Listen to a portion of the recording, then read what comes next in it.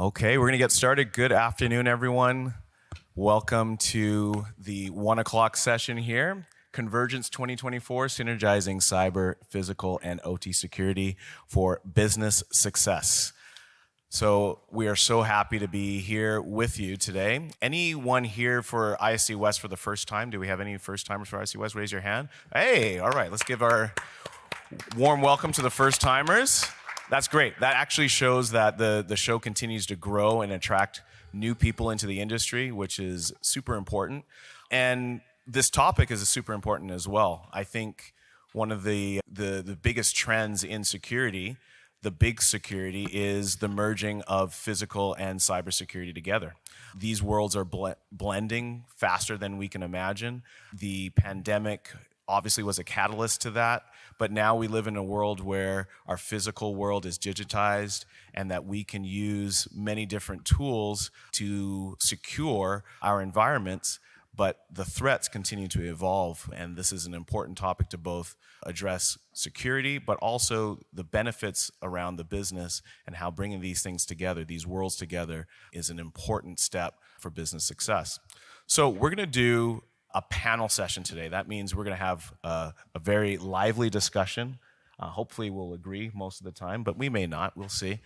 But the idea is that we're going to ask some questions. Our panelists are going to answer them, and then we're going to have some time at the end for you to also engage and ask. And so we'll have a microphone that you can see there in the middle. When you're ready to ask a question, you can step up and come to the mic there, ask a question, and we'll be happy to engage with that. So with that, I'm going to turn it over to the panelists and ask them to introduce themselves, and we'll get going. So Roger, I'm going to start with you. Thank you. Roger Hicks. I'm with Avangrid, and I've been with the company for probably a year and a half now. I'm the Director of Physical Security and Fire Protection. Thanks. Jason? Good afternoon, everyone. Jason Hart, founder of Safe Trust, been in the industry 30 years. I don't want to say that out loud.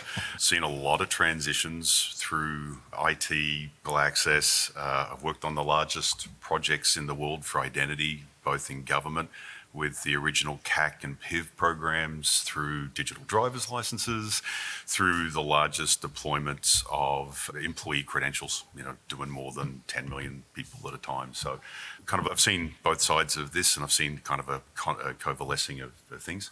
I now understand why I was invited, because I think as Willem said, they want a lively discussion. I have a lot of opinions, and so I think I'm probably going to be the one that causes all the trouble. So you may regret inviting me. Well, no, we'll find out. We'll find out. Daniel, over to you.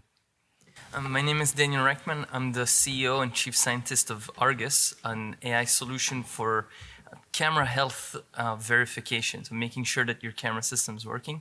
I got my PhD at Duke University in electrical engineering and artificial intelligence, and they actually asked my lab to develop the solution that my company is now selling. So that's kind of how I got thrust into this industry, and I've learned a lot and seen a lot of what larger companies, smaller companies want to do with AI, and also understanding what kind of compliance needs they have to adhere to when wanting to adopt new technology. And when we learned about the convergence, I want to call it thought framework, movement, we thought that this was a very interesting opportunity, because we think that adopting some of this language, thinking in the ways that convergence brings all of the sides of both the excitement and opportunity of new technology, and getting it spoken about in a way that the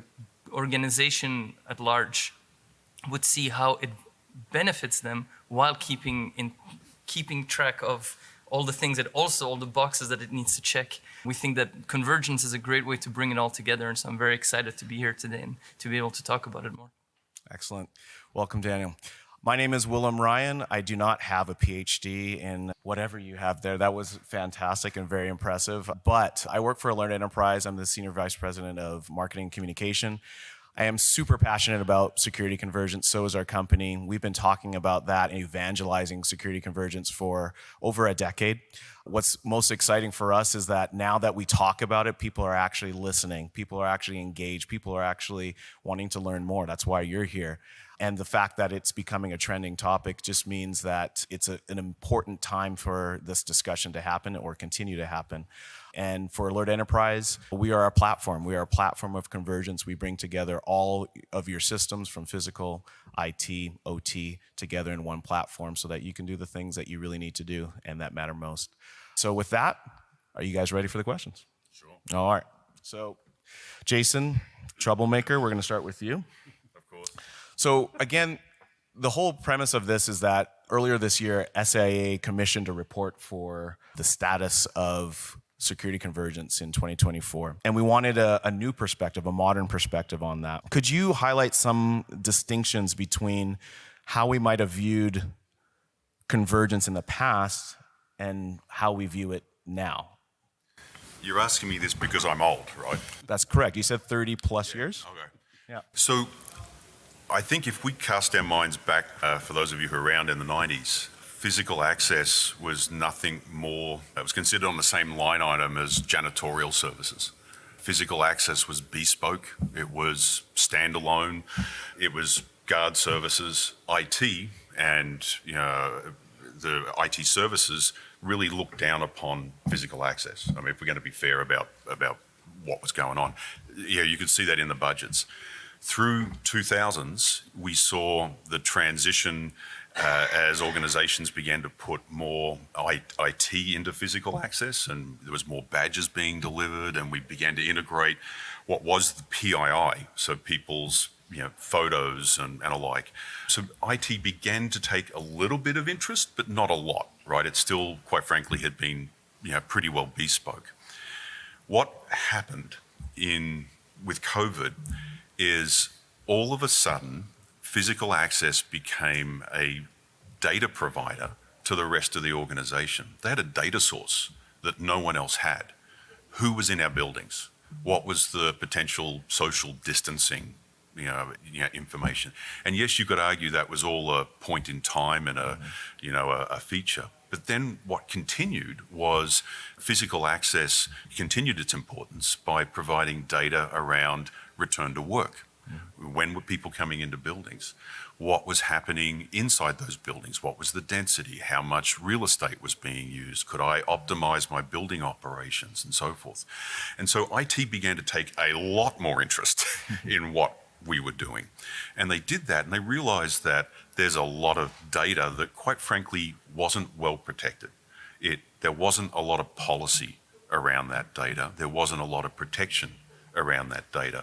And so what we've seen as a trend in the last few years has been a deep integration of IT sticking their nose into physical access, but it came with budget, right? It often came with more money.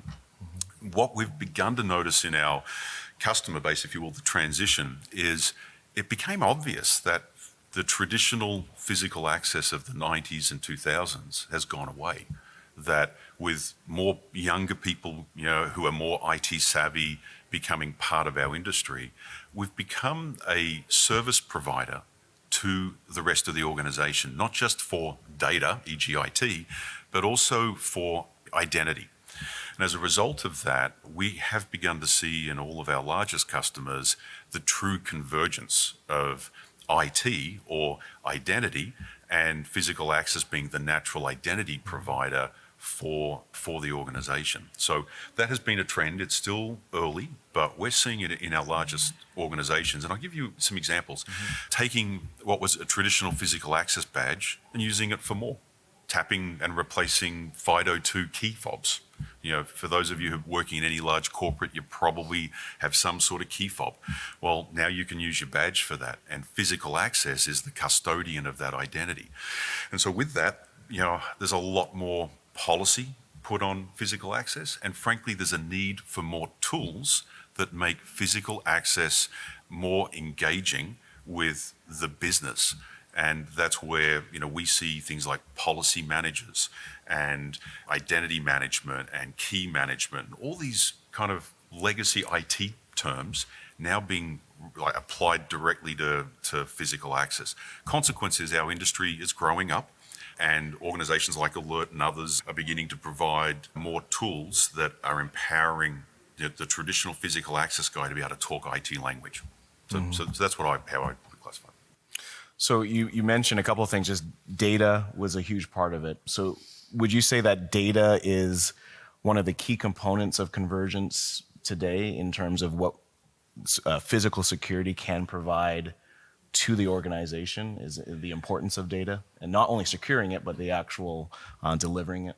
Yeah, so it used to be, the answer is yes, and the data used to be, did this person come into the building at this time, right? That was about the limit of the physical access data. Now it's so much more. It's, did this person operate this piece of equipment? How long was this person in this particular facility? What was the density of that particular public area? So physical access has access to a lot of, facilities have access to a lot of data that wasn't previously contemplated. The need to secure that data increased, and hence the IT requirements. So we've become a lot more sophisticated, but frankly, we're on a journey, and our industry isn't there yet. And I think that's where the gap still exists of training to tools, and that's where we're going to see AI and other things come in. But I'm sure we'll talk about that. Absolutely. So, I mean, now that we have sort of this beginning of the journey, I'm sure a lot of people here in the audience, if you're, actually, let's just do a quick show of hands. How many of you are end users? So you consider yourself an end user in some industry? Yep. So I'd say about 30, 40%, almost 50%. How many are system integrators or manufacturers, system integrators? Yeah, manufacturers. Okay. So we have some end customers here. They're curious about security convergence. What criteria should they, as an organization, prioritize when they're selecting a vendor for security convergence, and why? What would you say is the most important criteria for them? All the questions are me. Look, I think you have to first baseline what your short-term and long-term objectives are in relation to data. It's very, very clear that physical access today is being asked a lot of data-related questions, right? So you need to make sure you've got a vendor that can help you put sensors and collect that data and do it in a way that is IT-centric. So using IT standards, things like MQTT, and there's a range of other buzzwords I can throw around. But the point is, you want to be able to data warehouse. You want to be able to then report on that data. The challenge for physical access is going to be how to grow up from being guards and seen as guards and janitorial services, and be seen as a contributing part of the executive that is delivering data that optimizes your business, or data that helps you justify a security position or budget, right? And I think when you're thinking about the tools that are required, a lot of tools exist. There's a lot of training still to be done for the industry.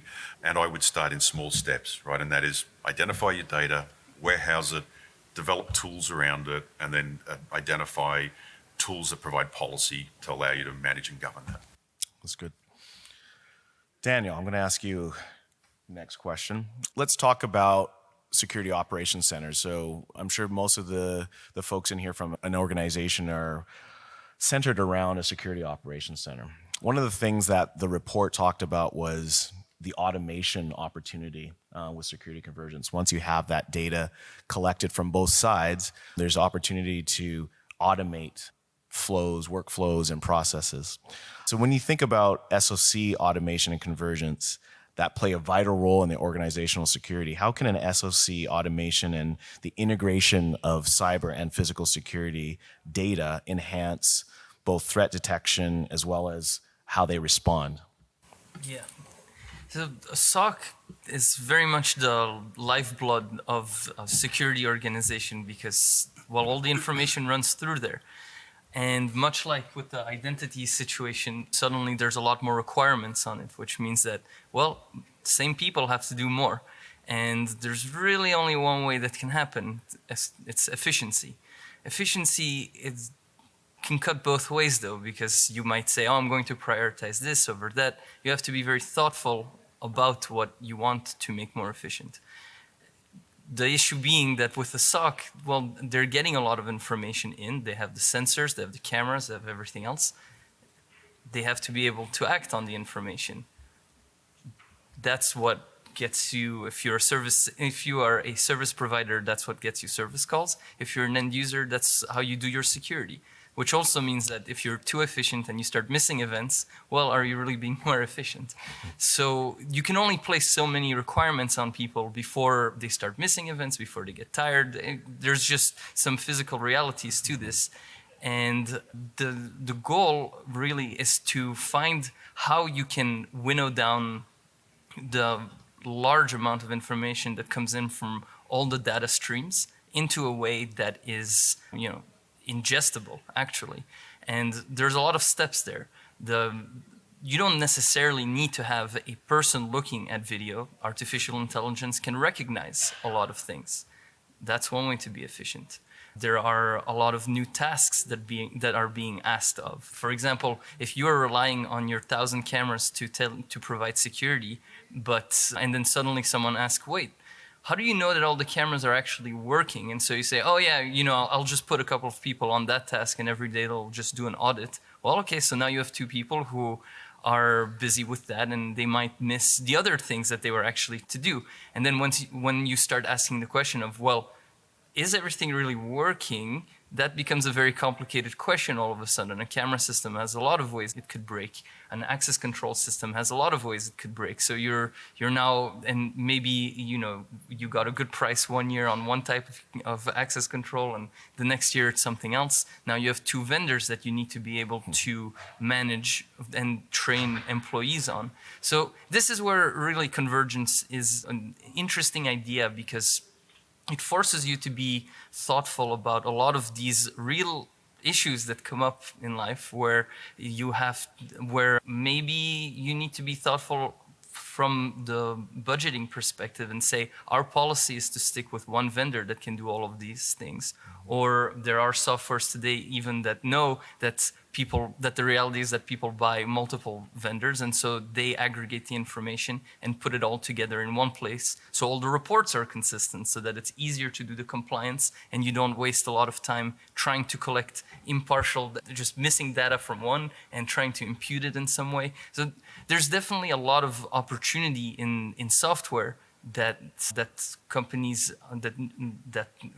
are learning, and also taking care of the cybersecurity of their own solutions and helping you take care of the cybersecurity of it all. So, sorry, I spoke a lot, but the main thing is that there's a lot of requirements on the same people, and it's really the only way to be successful in that is by being thoughtful about what they can realistically accomplish and what would be better suited to give to a technology that specializes in automating certain parts of it. Thank you. Roger, I'm going to actually jump to you a little bit, because we've been talking about just recently with Daniel, just the automation of some of those tasks in SOC. You live it on a daily basis. Any thoughts just from you on that? And then I'll jump to a question in terms of your strategies for risk mitigation. But I wanted to get your thoughts a little bit on SOC automation and convergence from your real world experience. Yeah, so the convergence aspect when it comes into the SOC it's going to be critical, right? Because there's a lot of data. And any of you that are end users that have a SOC, you know that that's a lot of information coming in, and you've got 1 or 2 people sitting in there typically, and they're hopefully ingesting all of this. So the use of other products, overlays, it's going to be crucial as we go forward, because again, the change in paradigm that we've had in security, from what security was to what security is going to be, and that cyber infusion, that Venn diagram that we've all lived, where now it's more and more melding as the days go by, right? And the technology grows. So all of that, when you start putting it into your SOC, they've got more stuff that they've got to live through and respond to. So the easier we can make it to identify what's critical, what is required, what we have to do, and stay within the parameters of the governance, which, that's another topic we're going to talk about. Stay within the governing requirements. That's going to drive a lot of what you do and then what we need, right? So all of that within the SOC is critical to have all of these pieces working together. So as you think about risk, so we're saying that these systems are coming together, physical and cyber are coming together, but there are new types of risks based on the merging of cyber and physical systems. As you look at risk mitigation strategies, what are some of those key strategies for mitigation in a security landscape where cyber and physical threats are now interconnected and increasing at a rapid rate? Well, again, it's that shift in paradigm. We've got a lot of smart folks, and they're within various silos right now. And those silos, we got to break them down. Our IT people have been IT for so long, and they have their governance and they have their way of doing things. And we have the physical security folks who, we have our integrators, and we go out and we install our cameras, we install our contacts, but then we've got to ride on that network. And so how do we do that safely? Because we no longer have just dumb cameras out there. The cameras and all of the security equipment, more and more, it's becoming smarter and smarter. You've got cameras on the edge that have the analytics on them. And those are data points that can connect to your network through that camera. If we're not looking at how we are protecting from the outside all the way into our center, then we're missing the boat. And if we're not working through how the governance of those, the IT has their security standards of the NIST standards and all of those things that govern how they operate, right? If we're not looking at that from a physical side and ensuring that our vendors that are coming in to put in all of our stuff are looking at those governing things, and we're not bringing IT to the table, then we're missing the boat as well. So I think when it comes to bringing all this together, it breaks down to communication again. Communication has always been the driver of prior military, and without communication, things break down. So we need to be bringing IT to the table. We need to talk about what their functions are, what their responsibilities are when it comes to the cyber network, and then compare it to what we're doing and making sure that we're falling in line with that. A lot of the governance rules are going to have to be rewritten because they don't address the physical side of how we operate. And so this is going to be an evolving thing, right?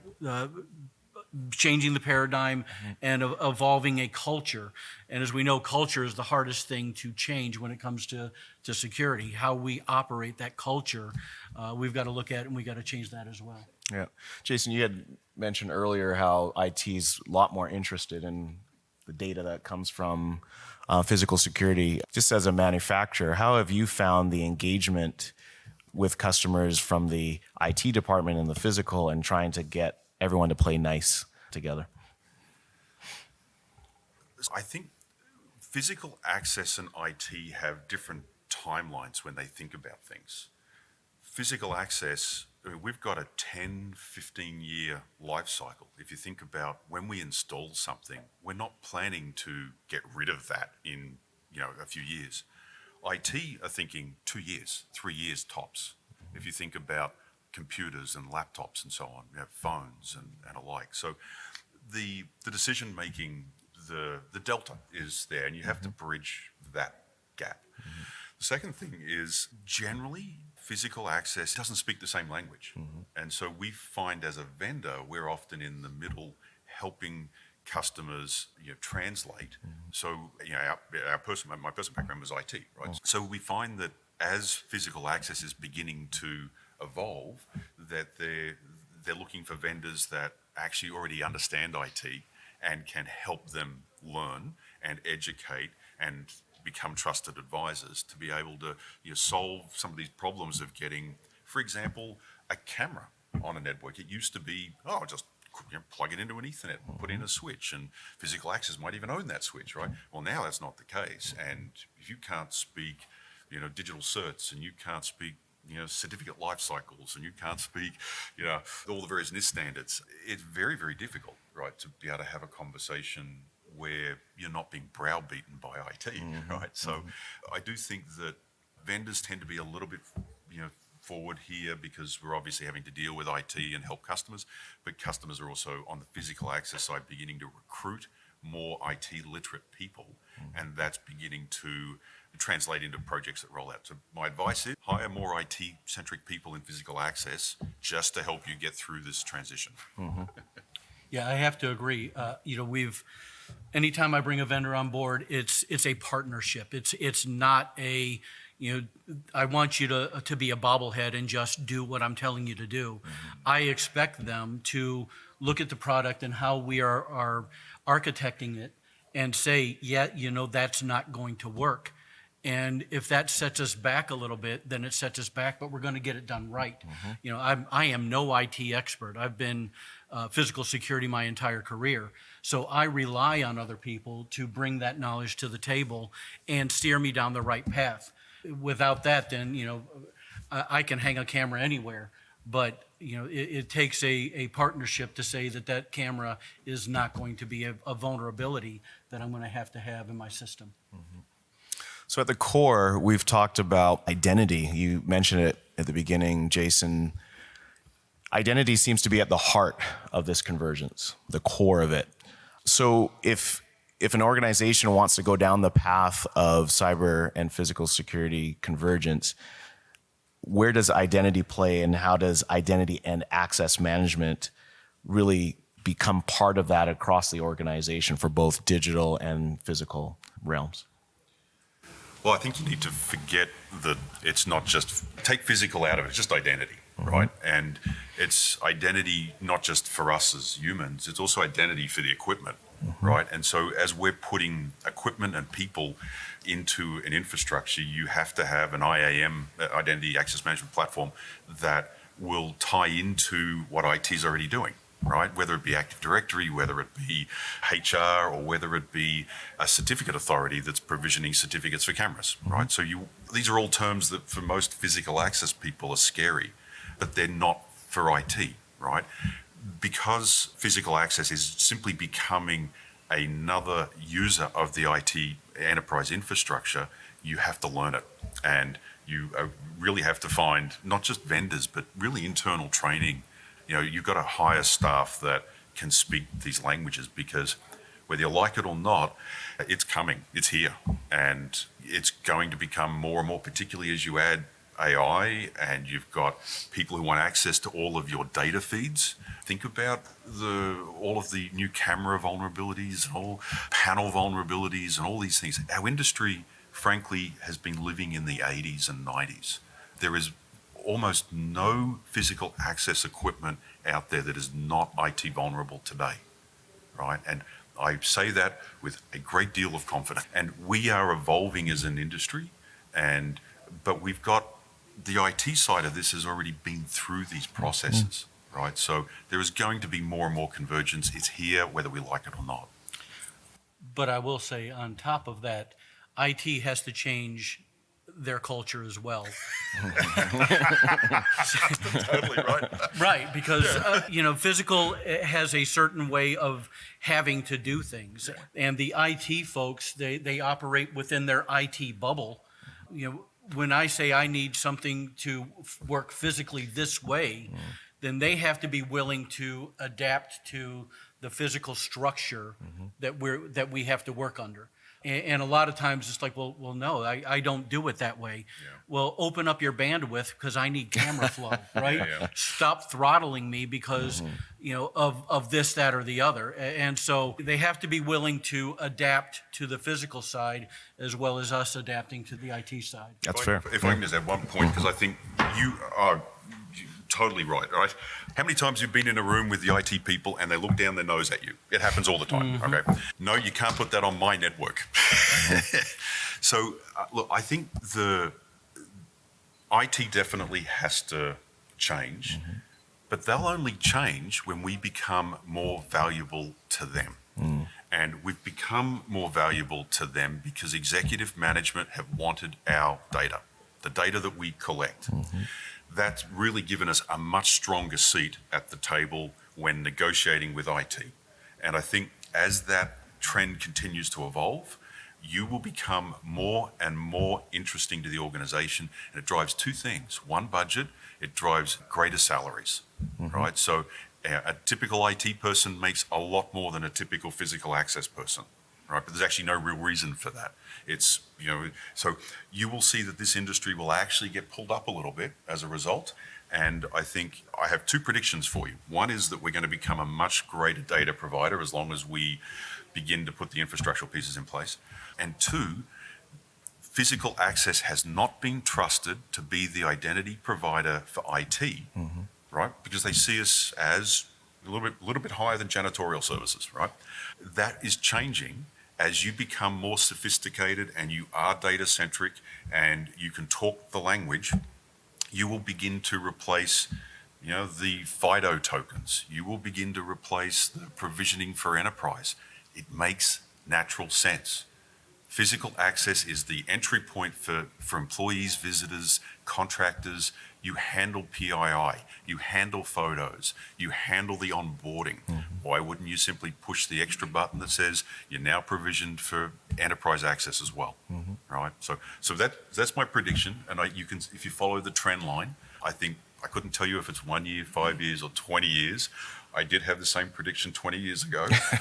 Eventually, you're right. I was a little bit off. I'm hoping before I retire that I actually get there, but There are some lessons here too, because you've both been focusing a lot on IT and physical security, but the data is really important because the data can be used also for HR. It could be used for business intelligence. That's also where AI comes in, but that's a separate story. The main thing is that there are a lot of departments that can make use of this same information. This is good for budget, of course, but it's also good because they already have a language. They already have a way of thinking about this stuff. They probably also already have policies. So a big lesson here is that you can learn from what they did. Of course, like you said, physical security has its own needs and its own way of doing things that might not be all that bad anyway, right? But working together is about finding ways to frame what you are looking to accomplish in a way that is mutually beneficial. You can use some of their policies, maybe just as a guide, as a starting point, and in this way show that you too, as a department, as a value add to the organization, can add a lot more value than just in security, and in that way open up bigger budgets and make the organization just better overall, just through working together. We also found at Alert the user experience is quite a driver for adoption of convergence. If you think about the simple use case, we say simple, but the use case of onboarding and offboarding employees and contractors or visitors into your building, we've had customers that say it could take up to 2 weeks to get someone their badge so that they can get into the office and start being productive. And now with mobile credentialing and being able to give someone a credential over the air and in a safe, secure way so that they are able to frictionless experience of coming in and out of the building. That seems to also provide a lot of value from physical security to say, hey, now we're not trying to just stop the bad guys. We're actually trying to help our employees have a better experience within the confines of an organization. You find the same thing at all, Roger? When you have all these different silos of groups that don't talk, you're setting yourself up for failure. I know Avangrid is a power company, and so we are governed a lot by NERC and FERC and a lot of different requirements that I'll just take offboarding, for example. Within critical infrastructure, if somebody has access to critical infrastructure and they're removed, then they have to be off our system within 24 hours. If that doesn't happen, fines can happen and a litany of other things. So the ability to have HR connect with our system is crucial for us to, on a Friday, when terminations unfortunately sometimes happen, somebody gets dropped from the roll at the end of the day on Friday. How do we, within that 24-hour period, get that person off? Our folks have gone home. We don't have remote access to a lot of our stuff because, again, critical infrastructure, we try to minimize that, so we don't have access points outside of our system. Cloud-based is not a thing for us right now. But through all that, we need that system it talks to HR, and then HR feeds down, because they're the record of truth, right? They're the ones who know when somebody is on or off. And if that can continue to flow down through like products like you have, it allows that to happen seamlessly, and I don't have to lose sleep about being in compliance anymore, because I know my system's going to be accurate the very next morning. And so you're right. But that also opens up now, we're connecting a lot of disparate systems with a lot more user interfaces, right? And so problems can also happen in that. And that's where the critical identities that IT puts out there and manages, again, security is vulnerable to those inputs. So we've got to make sure that everything works together. Let's stay with you here, Roger. So you talked about compliance. Compliance and mandates are obviously a huge driver for convergence. Sure. If you remove the compliance component of it, what other incentives have you found for convergence that you would want to share with the audience that could drive their journey towards converging? That's a very good question. Restate that one more time. So you talked about regulatory compliance and mandates. So obviously that's going to be a huge driver for everything you do. We want to avoid fines and all those things. Outside of that, are there other incentives that you would recommend that help drive the need for convergence that you found? It's the ability to operate seamlessly and across many platforms. Many companies are very much spread out, either nationally or internationally, and all that data has got to travel from point A to point B to all locations, right? And so even if you just do away with the regulatory, you are opening up your company either, let's just call it on the financial side, on the IT network. All your business operations are vulnerable without some type of governance or some type of controls when it comes to that cyber footprint. And the cyber footprint's huge. But now our security footprint is, as you were talking about, it's growing leaps and bounds, and it's becoming smarter and smarter. Again, every time you put something new on the network, you created a new vulnerable point.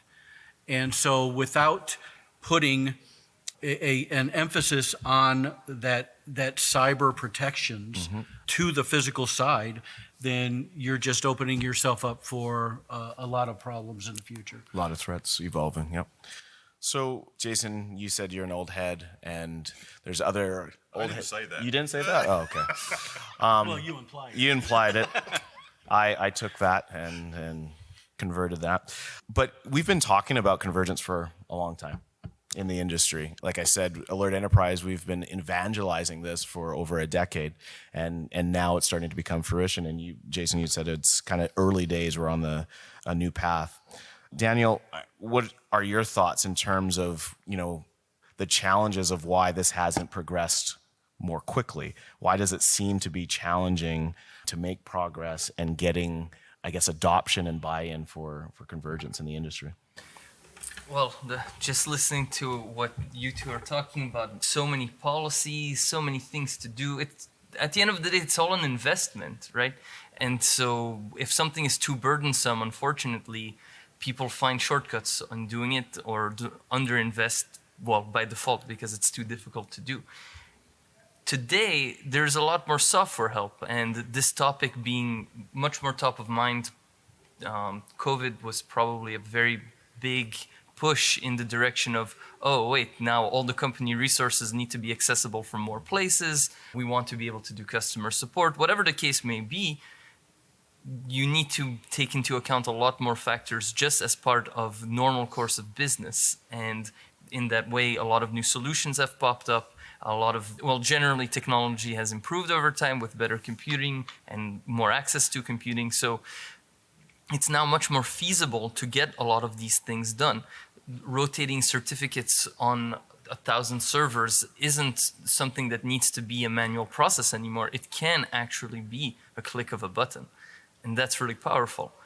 Having to comply with a password policy up until recently was also impossible because I'll just reuse the same password. I'll change one digit, whatever. But now when you have password managers that are either defaulted in the browser or you can implement your own SAML, whatever the case may be, it's possible to do a lot of these things in-house or find a reputable vendor to do the same. And that really is what makes a big difference, because if something is accessible to people, if something is available and there's good vendors, why not give it a shot? And why not try to frame it in terms of how it helps everyone just be more secure in accomplishing what they're trying to accomplish? So just on the sake of time, I want to leave a lot of time for our Q&A from the audience. But any closing thoughts, anything that you would, maybe a call to action to the audience or a recommendation or something, a closing thought? I'll just leave it open for anyone on the panel as we close out. I'll just take that last question. The reason, and I've been involved in a lot of attempts at convergence, going all the way back to the 90s. There are two things. One, physical access has never been seen as a peer to IT. And two, that's changing. And it's changing because the data that you now collect and hold is valuable to the organization, and not just for accessing doors and alike, but with the advent of AI and the introduction of cameras, you become a valuable data source for business efficiencies. Simple things like, is a package rolling down a conveyor belt the right way? Right? These are all cameras that you're managing and supporting. So your ability to be at the senior-most levels of the business in all aspects of the business have changed. That is vastly different today than it was, even 5 years ago, and certainly 20 years ago. So the opportunity for that convergence is there as you become more of a peer and, quite frankly, exceed what IT is at the table, right? Because you're now not just a provider of LAN infrastructure and information, you're a provider of real-time insights to the business. The risk is evolving and it's getting worse for us on the technology side. And the ability to change these cultures, and we've talked about the cultural aspect of this. IT does an IT thing and security does a security thing. If we don't bridge those gaps and push that Venn diagram tighter to where it's just a circle that we both work in and operate in, we're going to continue to see problems. And it's going to get greater, right? Because the risk is not only to the company, but it through ways of the traditional risk, but the cyber hacking risk. Every new component, every new connection, every new thing that you do on the physical side or on the IT side is a new vulnerability. And if those two groups are not working together and talking and becoming operationally one unit, then there's going to be gaps.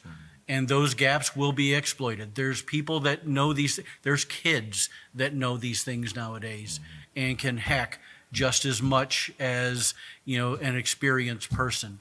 Kids nowadays, they have it at the palm of their hand early on. So that's going to continue to evolve, and it's not going to go away. So I would have to say that one, keep monitoring the risk as it evolves, and two, keep working to change the culture. Culture is the hardest thing that you'll ever have to deal with. The security culture, the IT culture, it's all got to change. And it has to become a culture of security, cyber, whatever you want to title it, operations in one central Venn diagram. Unifying the mission, even though there's differences, unifying the mission, unifying the culture. And it's amazing because, as you mentioned, the bad folks, they don't think in silos. They don't care about any of those things. Yet we sometimes get stuck in that way. So we have to break down those barriers. So with that, I want to thank our panelists. Can you just join me in a round of applause for everyone? Thank you. Okay, this is your chance. I know it sometimes feels a little bit shy and it's scary to come up to the mic, but honestly, I think it's just an open discussion of friendly folks here. So questions, anyone, please come up to the mic right there in the middle. Do we have someone? Yes? No? Come on up. Yep. Thanks. You had just alluded to the fact that IT, those of us, I'm a security integrator, that work in the PACS world have got to become more IT involved. What have you found is the best path, which we are generally, many times my end user client is executive director of IT. What do you find an effective reason to say, hey, look, this PACS upgrade we're talking about doing really needs to fall within your department, IT, not the security guys? What's the effective reason today, compelling reason we should communicate to this IT director for that to happen? Does that make sense? It does. You just touched on it briefly. I was curious, bullet point wise, what are the main reasons why PACS and IT have to come together? For us, it's because we are a network system. Security is no longer just a lock and key, right? course. So the more that we put our security pieces on a network, they have to understand what we need and how our performance and their performance have to work together. And we're not mutually exclusive. We're stronger together financially because, the more stuff that they have going on their network, the more funding that we're going to be able to get together, because we can justify why we need these immediate responses, right? I've got critical infrastructure that I have a 15-minute response time to alarms that come in. So I have to be able to quickly evaluate exactly what that is. And if I have cameras that are lagging because my IT network has throttled my bandwidth and I've got choppy alarms, how am I supposed to do an immediate visual assessment of something? So to me, that is the better my system works, the better their system will work as well. And have you also found that, the movement now towards mobile credentials, right, which most of our end user clients are doing on enterprise level especially. That's another reason why IT should be directly involved, correct? Because if it's mobile credentials, they're going to be involved with that integration. Right? And we're not to that point yet of mobile credentialing, where, again, critical infrastructure tends to move a little slower into new uncharted worlds. And that's one that we're looking at. But yeah, it would definitely be something that they would have to, when it comes to the mobile, that's their world, right? But it doesn't matter, right? Right. It's not the network. So anyway, thank you. If I have one point to your question, there's a simple bullet point when you're talking to the physical access and the IT director. If the physical access system is compromised because there's not good IT support, someone can walk right into your data center and can take all your servers. So we are very much joined at the hip. We protect their physical infrastructure and they have the data on those things. So if I can walk out with your servers, I've got your business. And another reason to involve IT generally is, one of the parts of convergence is governance, and governance is to make sure that you have reliable systems. If you update something and it's not been properly studied and you're using a lot of systems, interoperability would be the bullet.